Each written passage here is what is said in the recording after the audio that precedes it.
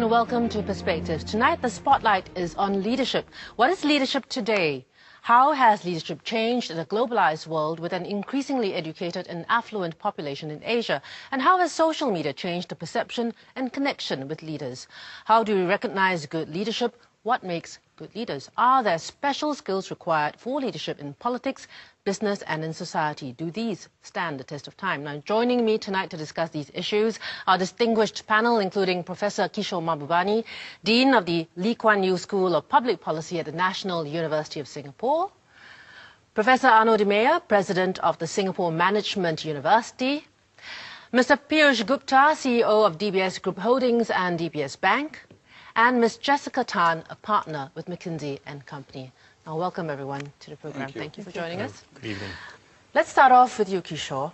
You mentioned to us before that leadership today is much more difficult in politics because of a range of factors, three of them. First of all, globalization.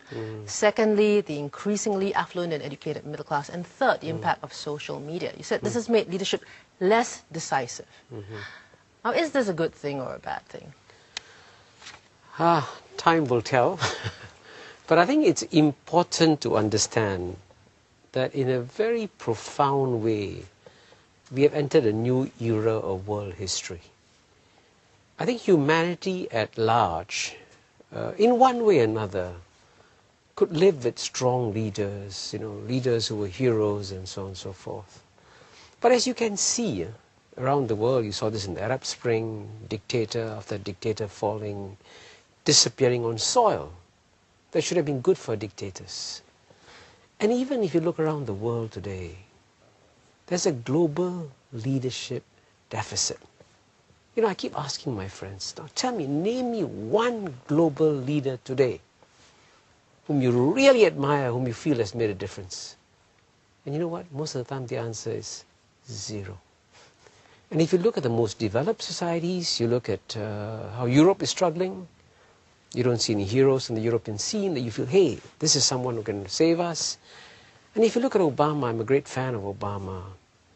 It is a fact that the United States is struggling to get out of the problems it is having. So decisive leadership of the kind that we got used to for a long time is disappearing. The question is whether human society is changing or something else is changing that's leading to this enormous transformation in societies.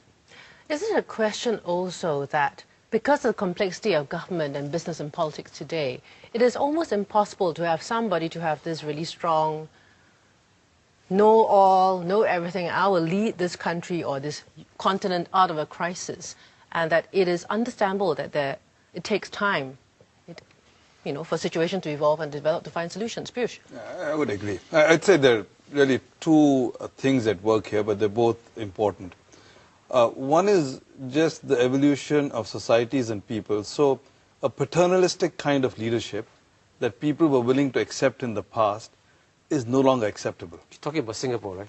I'm talking about everybody. Suharto, Mahathir, Deng Xiaoping, the acceptance of a father figure. Actually, you just proved my point. You just proved my point, yes. Is no longer acceptable because of a social change. But I think the other thing that's happening is what Kishore talked about, this issue around globalization and communication, the internet. This has got to create a situation where there are multiple people with multiple views and ideologies, and they're all equally available in real time. And therefore, this complicates the ability to do things and actually lead decisively. I would agree with Kishore. It's become a lot more complex than it used to be. But I would disagree a little bit.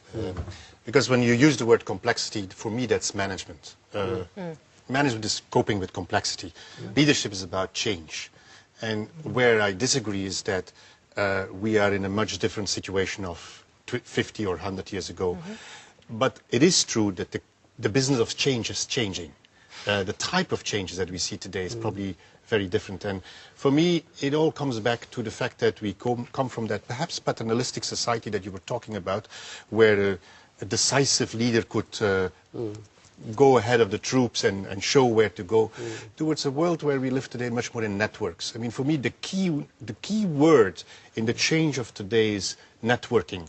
You talked about internationalization, and internationalization means that political leaders need to live in networks. It means that companies are living in networks. Companies are not anymore that pyramidal structure that we used to have, where somebody at the top would decide everything, but we work much more in networks. And you were talking about social media, and it's all about networks with a lot of weak ties in it. And I used to have 25 friends, and I have now 2,500. Prof, that's the whole point. And that's why I think it is complicated. But because the human mind's capacity to deal with multiple networks is limited.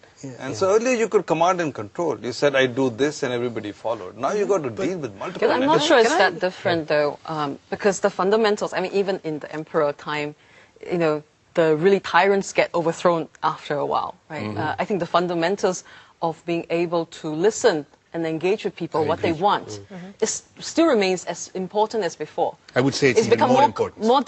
Become even more important because now they have a lot more information and the people are a lot more aware. It's just become, I think, more complicated to do it technically, but I think it's the fundamentals are the same. Complexity is about management. Leadership is really about how do you give direction for change. So what do you think political leaders today need then in Asian context? Direction for change, what are the sort of traits and decisiveness which political leaders wear, and where do we find these leaders from today? See, that's the point. You see, I must say I disagree with both Arno and Jessica, you know. I would like to share your belief that nothing fundamental has changed, that even the emperors have to connect with the people and so on and so forth. That's true. I mean, you got overthrown if you're a bad emperor. But what's different today is that leaders were at some distance from the people, you know. They could develop a kind of halo or special effect around them, and you naturally got respect if you're a leader. But because there's greater transparency, connectivity, and people know exactly what you do day by day. And speed. So the gap between you and the people has disappeared. That's what I meant by working in networks. You know, but that's exactly, but that means that it's much harder today to be a leader. No, it's different. That's my point. It is, and I think that's why the strong, decisive leaders that we had are disappearing. Let me ask you a simple question, Arno. Name me the one leader you respect the most today, political leader.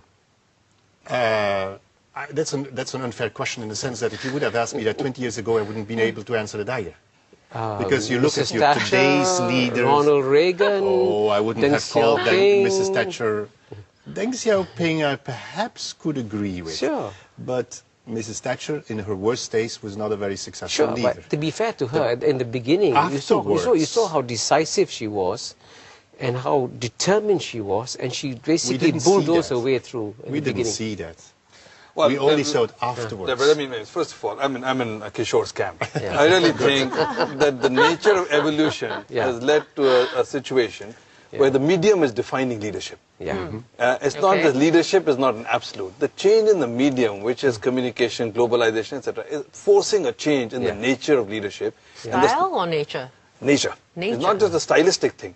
What it takes to lead is fundamentally changing. So what does it take to lead? Can you nail it down to a few think traits? about the things you want. I can tell you more on leadership in a business context, but you've got to be able to drive a strategic agenda, a direction. The range of possibilities is growing exponentially. So your ability to even think about where do we go and how is an issue. But more important, you need to be able to set a culture and dialogue and find people. You can't do it top down. You've got to be able to figure there are a million ideas out there. There are 40 people, 40 ideas. The little villages and groups of people. How do you engage with all of those in a way that you align them, coalesce them, and take them in one direction? Very, very complex. And that, to me, is a change in the nature of leadership itself. You know, you deal in networks, as you said, Anu. I agree with that. I think it's a great term. So is it ironic that now the speed of information flows is so much faster, but it means that decision-making has to slow down a lot more? Not necessarily. I think that Piyush mentioned a very important point about information and information overload. We are around this table are probably all old enough to remember the days when we didn't have access to internet. And the good old days. I'm not sure that they were good, but they were old days. To breathe a bit when information was scarce, when I had to queue up at the library to get access to a journal or a book, right? And now I have this information overload. And in that sense, there is a risk of paralysis by analysis, right? That is that we have so much information, let such an me- information overload that leaders become paralyzed. There I agree that there is a big change that is happening today. I agree with you, but that actually in some ways you're confirming the key point I'm making here. Information overload means that leaders can no longer dictate or dominate the agenda. In the past, you had the leaders could come up with a dominant narrative. The dominant narrative would be accepted by the society, and then they could move on with it. Today, there's so many narratives. It makes it much harder. And let me say something very, somewhat provocative. Okay, the one thing that over 2,000 years a good leader needed to be, well, he needed to be cunning. And I must emphasize that all great leaders have in one way or another, including Mahatma Gandhi, been very cunning in their own way. And it's very hard to be cunning in an incredibly open society where you can be caught immediately if you try and shade the truth. And that makes it much more difficult today. So believe me, that's the reason why becoming a leader today is so much more difficult. No, it's different. It's true that when you want to give a vision as a leader today in a world where there is so much information available, that you have to sell your story in a different way. But there are so many examples today of people that have been able to use that world of information overload, that world of the internet, to actually sell their concept, to create, passion for what they're doing. So I think it's possible. But not it's as different. but not as political leaders, though. Okay, we're going to have to go for a That's short my break. point. Not as political leaders. Let's pick that point up again before we talk about business leadership after the break. Stay with us.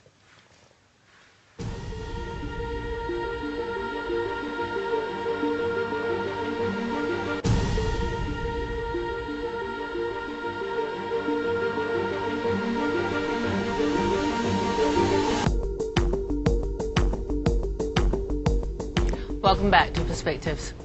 Now we're just going to pick up that point again about cunning. Piyush, do you think cunning is required in leaders today still, as it was when Machiavelli wrote about the prince? I think cunning is required in all people. Honestly, you got to be able to figure how to play things different. I think you still have to be cunning. I think the nature of the cunning is a little different, and I agree with Kishore. You're more in the spotlight, so you have to be a lot cleverer about how you do things. But let me equate cunning with clever. You have to be clever about how you get your agenda, how you define what you want to do, and how you coalesce the right sets of people to work with you. Professor Arno, you were talking about how the prince might not be something acceptable to Europeans today. I don't think For that leaders to say. leaders in Europe today would admit, and probably not even in Asia, that they read the prince and then apply the principles, because being Machiavellian is not the right thing to do. But I do think, on the other hand, that in that more difficult world where you're more exposed, where information where you're overloaded with information, that listening is very important, but also convincing and seducing. You can't tell people anymore what to do. We're living in a world with so many knowledge workers. They're so well educated. They have access to all kinds of information that you were referring to. What you really have to do is to convince people, but not convince in the traditional style, but it's by seducing them. I can't find a better word. It's probably not the right one. Pick up that word, but it's seducing. Can I just say one thing very politically incorrect? Again, yes. Let me say that I think being Machiavellian is the right thing to do in the world, because if you read Machiavelli, his goal at the end of the day was an Italian word called virtue. Yeah. His goal was to improve the lives of the people and to ensure that at the end of the day the prince did things that would lead to a better life for the people. So to achieve that goal, if you have to eliminate your enemies or get people out of the way who were going to damage the global interest, then he said that's the right thing to do. So, and I think if you read the essay by Isaiah Berlin on Machiavelli, it's a brilliant essay which describes how Machiavelli has been so badly misunderstood. Yes, but there is an throughout element in history. Machiavelli, and I would say that The Prince is still compulsory reading for any course on good leadership.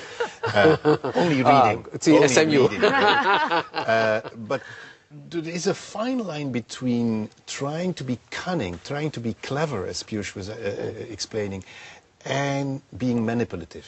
And that is sometimes, when you look at You it, used the word So when I say seductive, cunning, actually. I think clever. Yeah. is that you have to be clever at how do you get an alignment of interests, how do you make sure people who are aligned to your interests, you get the agenda around them. Better you Jessica, can, yes. but Jessica me knows jump more in. What- about cunning than anybody else. Do you agree to what Because it women says? are Do you cunning. think? That's just what what it introducing, Business McKinsey. No, but I want to offer a slightly different perspective. I think beyond being clever or cunning, whichever you way read it, I think going back to the point of being more complex, I think diversity becomes very important. Right? To your point, one person can no longer know everything. And I think lots of research, right, including, McKinsey has also done some research in terms of, diversity. If you have more gender diversity or more cultural diversity, they actually, the top quartile companies perform 53% higher ROE than the bottom quartile, right? Although you cannot prove causality per se, the numbers are huge enough that you would imagine, there's some truth to it. Right, and intuitively, it does make sense. So I think, besides just the person themselves, The leader I think themselves, it's also, a good leader, and I'll still profess it's the same throughout, needs to be smart enough to understand where he knows and where he doesn't know, and be able to bring a diverse team enough so that he can listen to different points of view. What I would say, Deb, if you think, you move from the political context Yes, to into a the business business, context, right?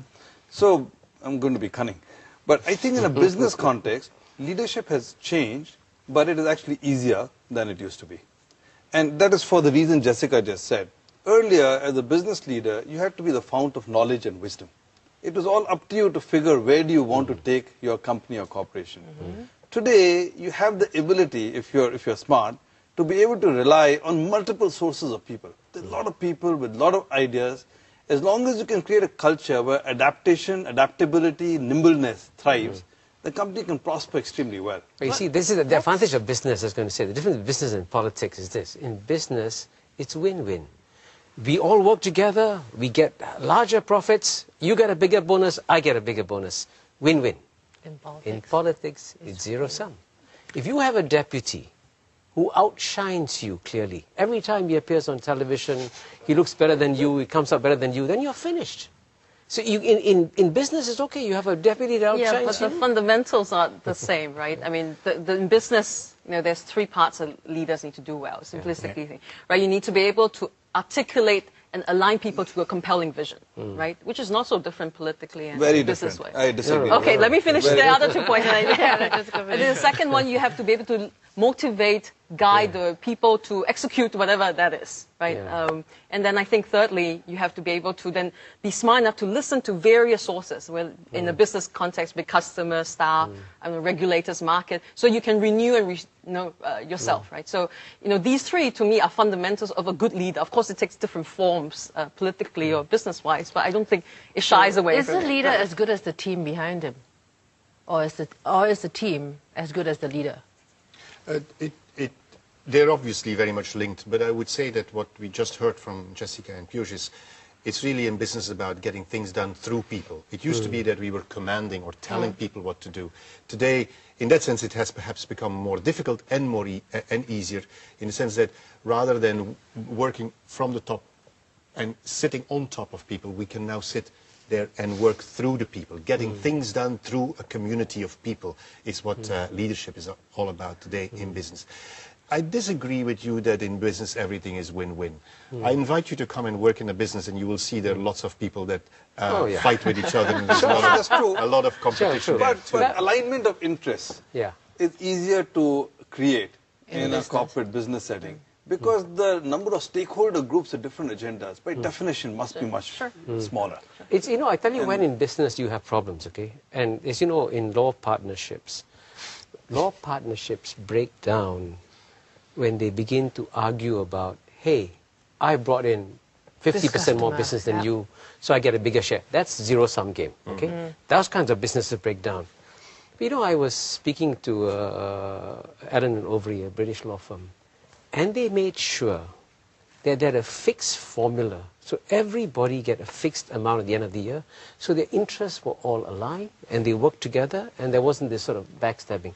Now, let me emphasize one thing. The good news about business, the biggest contribution that business has made to the world today is that businesses have actually persuaded countries to behave like businesses, and there's more win-win cooperation today among countries more than ever before in human history. And that was the point and that I that's was how gonna- business has improved the world. I think there's a point that you put a bit too black and white, and I think also in government there is a lot of alignment of interests. Yes, there are the fights, but I would say the fights are often over the 10% where people disagree. 90% of what's happening in a country, economically or socially, there's a quite large consensus about.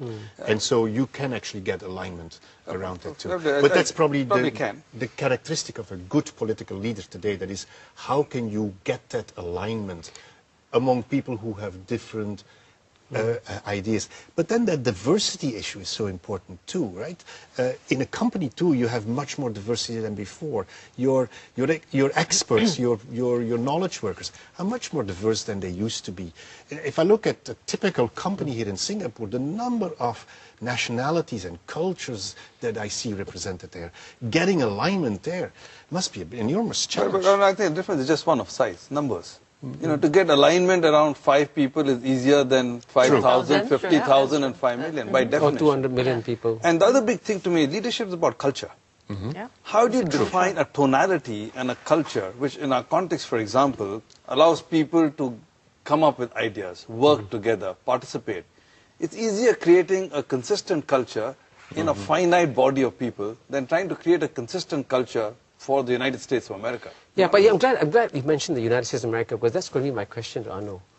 You know, it's amazing how the United States of America, which used to be a model of political leadership in one way or another, has become so sharply polarized that it is now impossible for the US Congress to reach any kind of agreement on what to do with the budget, you know.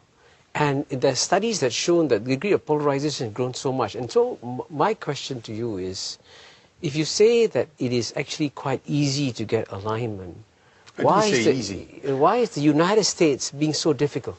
Why is the United States going backwards? Are they really going backwards? Oh yes, in terms of results, if you look at the Standard & Poor's saying that they are now off AAA, you look at people speaking in private about whether or not there will be a deal by the end of the year on the budget deficits, there will be no deal. And then, so let's take a bet on that. Chugs along. But that's the point. The U.S. still chugs along. U.S. economy. Let's take a bet on that, whether they make a deal or not. In January? Yeah. Okay, deal. A deal. A dinner. I think, Kishore, in my view, one of the bigger issues with politics, and that's true for the U.S. right now, is I think this whole 1%, 99%, the growth versus equity issues are becoming quite stark around the world. It's true in Arab Spring, it's true in the US, true in Singapore, true in China. And I think a large part of the political and leadership tensions are really coming from the notion that you cannot be Reagan and Thatcher, which is pure markets-oriented and growth-driven, and assume the trickle-down will happen in a world where people are saying we better take care of the bottom 20% at the same time. Therefore, the pressures on leadership to make that balance happen today are a lot more than they were 25 years ago even. Yeah, I would agree with that. I work a lot in China. I think talking to the executives there, I don't think they talked about which leader would be who, like what we speculate outside. They were much more concerned about social impact within China. I think it's back to the people issues that people are concerned about. Right, hold that thought. We have to go for another break. When we come back, let's pick up on the issue of diversity and women and leadership in Asia.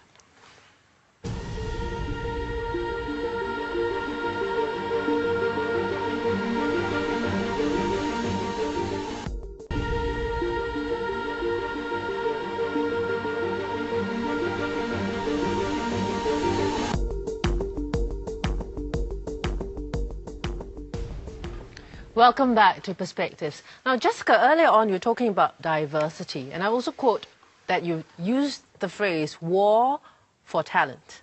Why is it a war, and how do you build diversity in the teams that you need to build behind leaders? So I think the war for talent is quite evident, at least from a business standpoint. Right? Just an example, we surveyed 60 large corporations in China recently, and 44% of them actually say that talent is the biggest barrier for their growth. And it's understandably so. I mean, because the pace in which the companies are moving and growing is so much faster. You don't have time to traditionally do the apprenticeship model to develop the next generation leaders. So for me, war for talent is a critical issue.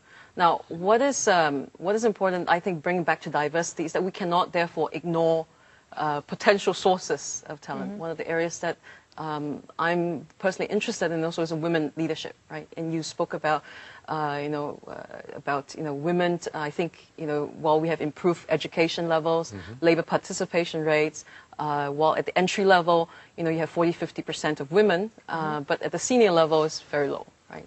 We just completed some study where we looked at 745 companies across. And, across Asia, 10 markets, I think only 6% or 8% of the women are on boards or executive committees. So to me, this pipeline has not changed for decades. And it's not going to change. And so the question... Don't be so pessimistic. Piyush, why do you think that? Sorry, Piyush, why aren't you hiring more women in your boardroom? Yes, actually have done very well. But what I want to say is that I think the issue is with the leakages, right? So when we speak to various people, some ask, why is it better? I think why is this important is because one, war for talent is important. I think two is that, back to the point of diversity, we have, some evidence that show 3 or more women at the management team level create sufficient more critical mass and a more balanced management team that you have better results, right?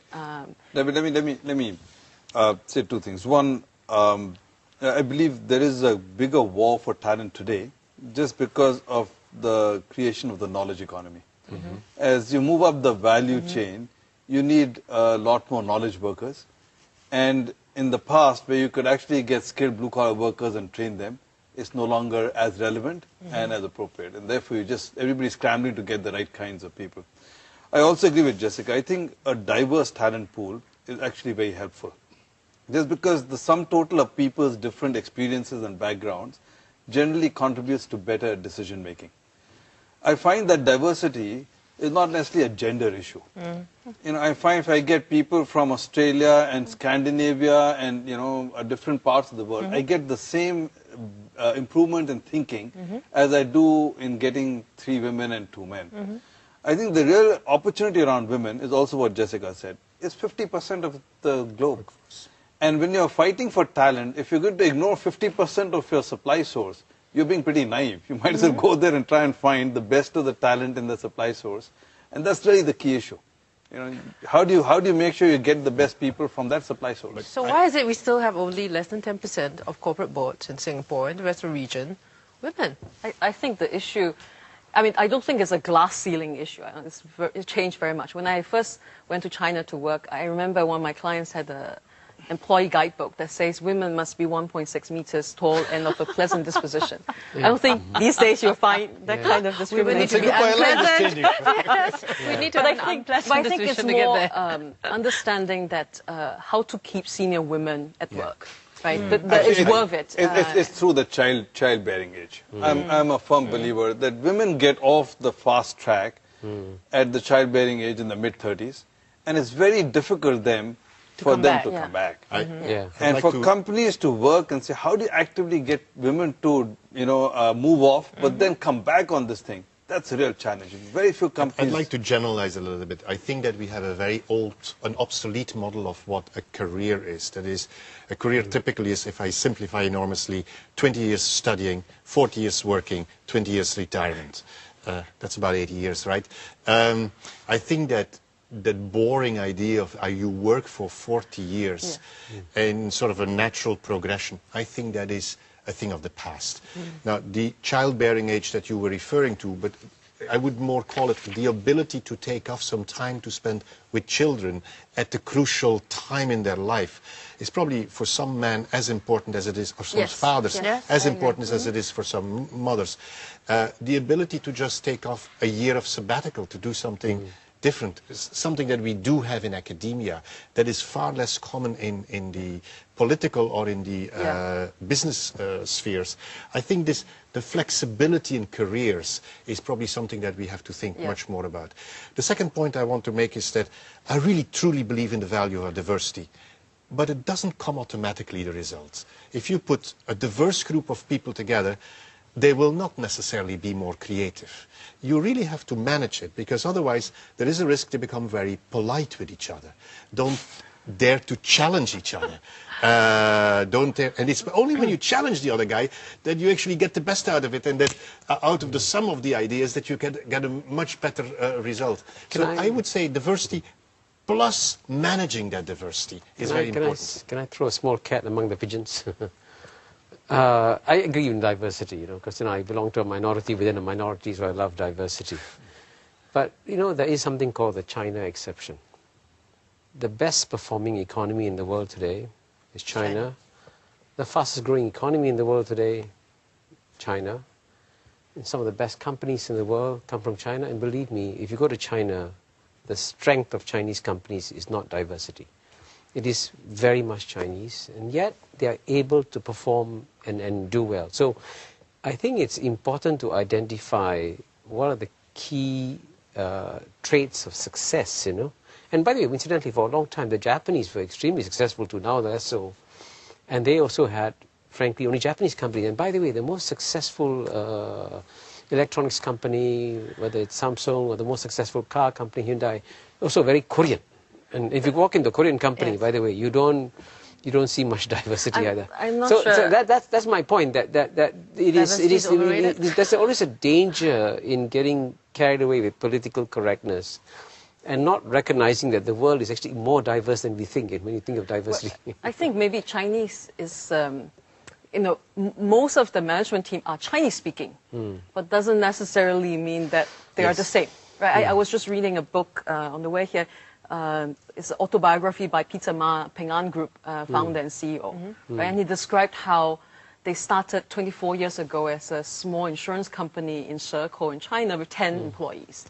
Today, they are the second largest insurer globally by market cap, with almost 500,000 employees. He would attribute one of the success as bringing a diversity of talents. He had, at one point in time, almost half his top management team were non-mainland Chinese.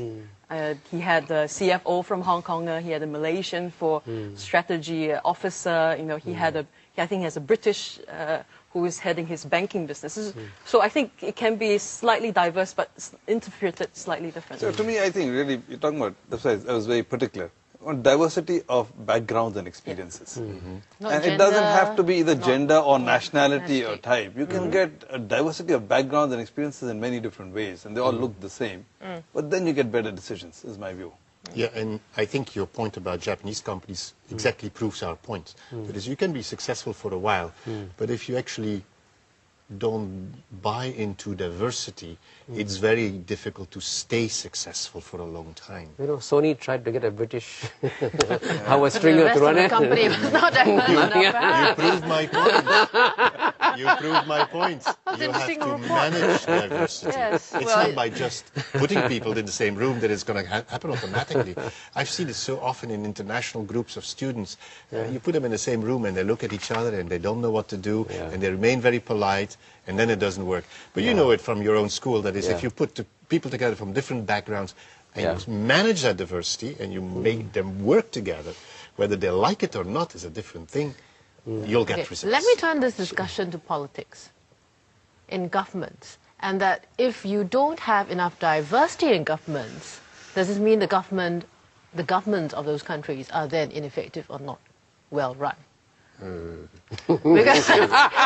Very difficult question to answer from a person who is Belgian and who comes from a country that over the last 100 years has had nothing else but coalition governments. And we've muddled through over the years, so I think that actually the reason why we have survived is partially because of diversity in the government. Again, I'm a strong believer in the fact that over a short period of time, a number of years, you can be successful with a very clear a team that has similar characteristics. But if you want to survive in that complex environment that we talked about in the beginning of this discussion, if you want to be able to cope with that complexity, I think you need to have diversity, also in government. All right. We'll go for another short break. When we return, leadership in civil society and social areas. How important are leaders of movements compared with leaders in politics and business?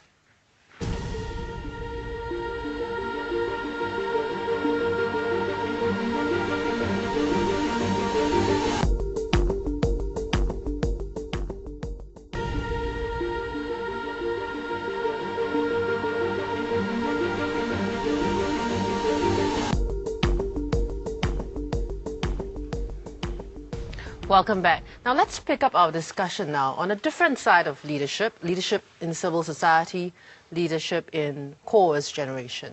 Do you think the traits of leaders in these areas are different from leaders in politics and business? Jessica, maybe you'd like to start. I mean, I've worked mainly in business, so it's hard for me to comment on the other areas. But I think the fundamental traits are similar to be a good leader. It's like, but I think perhaps the form in which it takes will be different because of the different type of stakeholders involved.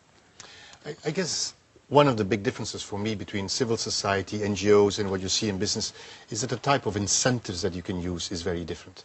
In a business environment, and I simplify here, but you basically have remuneration, recognition, promotion to reward people. In a group of volunteers, they work because they believe in the cause, and the incentives of making them work together, getting them to go in a particular direction. The incentives that you can put in place are much more complicated, have to do much more with something that I said earlier in the debate. That is, it's about convincing people. It's about seducing them to go in a particular direction. You cannot force them. You know, let me tell you a story. George Shultz, when he was, after he stopped down Secretary of State, was offered your job to become president of a university. And he turned it down. So he said, why? He said, well, when I was in the Marines, and I told the men to jump, they said, how high, sir? He said, then I went to government, Bechtel, and I said, jump. They said, right away, sir. Then I went to the private sector, the government, Secretary of State. I still went to jump. They said, immediately, sir. But if you go to a university and you tell them to jump, they say, why? And so there's a different, so civil society in some ways, like universities, you don't have the kinds of incentives that Piyush can give to his senior staff, McKinsey can give to his senior staff. You perform well, $2 million bonus kind of thing. There's no such bonuses. No. So what you're working for... There are no such bonuses. Period, yes. Period. There are more than two. Okay, yes, clearly you don't give those kinds of bonuses to academics. So you obviously, the people who work in that organization also have the same, are motivated by their own inner love for the job. But at the same time, I must emphasize something equally important, which is what Henry Kissinger said, Henry Kissinger said, academic politics is far more vicious than any other politics because the stakes are so low. But so, politics is essentially exists in every human sphere.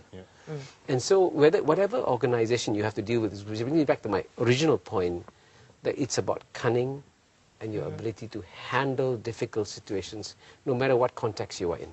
I was interested. The ability to use the fact that academics or people who work in an NGO find so much satisfaction in the job they do, and how you can use that satisfaction to make them go in the direction that they want one to thing go. is easier, I think. I think in a civil society and NGOs, grassroots, you can create better alignment more quickly. Yeah. Because you create a group of people who are already coalesced around a particular agenda. Course, yes. So you don't have to take multiple diverse stakeholders and bring them together, by and large. I'm simplifying it. And that probably makes it a little easier.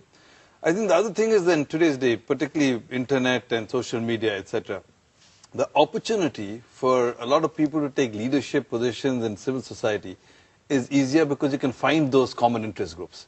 In the past, the common interest groups could be geographically dispersed, in which case, how do you bring them together? But today you can. Actually, I was interested in picking up the point because when we were talking about causes and social causes, the similarities on cause and government, and why leaders in government should have a cause and coalesce and have a same mindset as they bring leadership in the government and country across. The language seemed to be the same as it was coming out to you. I mean, you talked about seducing, you talked about bringing people along. Yeah, but it's not about monetary incentives, so somebody I prefer more the comparison with an orchestra. You have all these individuals who love their own instrument, who will read their own lines, their own scores, and who want to perform the best, but have to play together. I still remember that one of my colleagues at the University of Cambridge did a study about the boat racing. And you get in Cambridge, Oxford, this boat race where Cambridge usually wins. Yeah. No Oxford person yet? You get these top performers who win Olympic medals, who win, who are individual performers, and suddenly they have to row in a team. And even if you're stronger than the person behind you, you can't row faster because then the boat goes in the wrong direction. You have to work in a team. And I think that's a little bit what you have in civil society. That is that there is another purpose, there is another belief in what you can do. You just have to make sure that people understand that they have to row together. But can I ask you a question? You use the word seduce, I use motivate, which I think is a bit more positive. There are different ways to motivate people. Seduction right? is very positive. Excuse me. Like I think about my children. I have 2 young children. You motivate them either through incentives, right? Through the leader themselves, maybe the loyalty, through values, as you said in civil service, and you know, let's say with these 3 ways. Now, can you not say that? Look, if in different situations, be it in business or civil or political, if leaders can use all 3 levers simultaneously, would you not get a greater effect? I mean, why must we only use one versus the other? I mean, in business, if it's not just KPIs and incentives, it has a greater purpose towards a vision that they're trying to build. Oh, absolutely. It'll be much easier. No, that's absolutely Jessica. true. The question is just that some things are easier to do in some scale and context. Yeah, I think context is important. And just to build on your orchestra example, which I thought was brilliant, in the civil society, you get a group of musicians who are there because they love music. Yeah. In politics, you have a group of musicians, all of whom want to become the conductor. And therefore are thinking, how do I fix this guy to become the conductor? You know, so that's the difference. So context is important. Yeah. And that's why, actually, going back to your point about leadership in politics, it is in many ways the hardest. And that's why there is, if you look around at all the sectors in the world today, the one sector where there's really a global leadership deficit is politics. I want to reinforce the point about the fact that leadership has to be adapted to the circumstances or to the context. I wrote an article about leadership a number of months ago, and in that context, as a good academic, you do your literature survey. I came literally to 298 different concepts of what leadership is. It's clear that academia has no good answer for the moment, if you have such a variety of answers. But essentially, it is about the fact that leadership has to be adapted to the context. And so when we started this debate with asking the question, is this about Asian leadership? Yes, it is about leadership in a particular context. And the way you lead, you probably use the same levers in a different way, but the portfolio of levers you're going to use is going to be very different. By the way, incidentally, I should tell you, as a dean of a school of public policy, where our mission is to train the next generation of Asian leaders, the hardest thing to teach, it's easy to teach economics, it's easy to teach political science, it's almost impossible to teach leadership, because trying to figure out how you take someone and convert them to a leader, nobody's figured out how to do it yet. So if one of your viewers has found it, please ask them to email me. But you know, what I find is easier to do is to teach a set of behaviors that are acceptable and good. Yeah. Right? So, and then the sum total of those behaviors hopefully transcend into some form of leadership. I agree with you. As a generic, it's not easy. Yeah. You can teach leadership. It's like teaching a person a piano. You have to have the talent. It doesn't work without the talent. But then it's 10,000 hours of practice. And I think that's what we need to do with our students, with our political leaders, with our business leaders. Give them the opportunity to practice leadership. Exposure. It really comes from exposure. You've got to give people, put them at the deep end, give them a lot of exposure, a chance to make mistakes. That's how you learn. Yeah. Jessica, last words from you? No, I think maybe one thought about this Asia versus Western leadership that you mentioned a bit. I think the form sometimes is different because, you know, often Asia, you will have these meetings with 50, 60 people. You know, whereas I think in Western world, I used to work in the States, we have much smaller project meetings. But ultimately, a good leader is the same, right? I just saw a CEO in Taiwan, one of my clients, who amongst 50, 60 individually ask the bank teller what that person thought of, our recommendations, etc. He carefully listened. He took lots of notes. At the end, he still very decisively, as you said, gave an answer. So for me, the form may look very different, but I think the core essential, I still believe, needs to be the same. All right. Thank you all for joining us this evening. We hope you found tonight's discussion illuminating. Do join us again next time. Your views are important to us. Please check us out on our website, channelnewsasia.com/perspectives. And you can also leave your comments on our Twitter feed. Good night.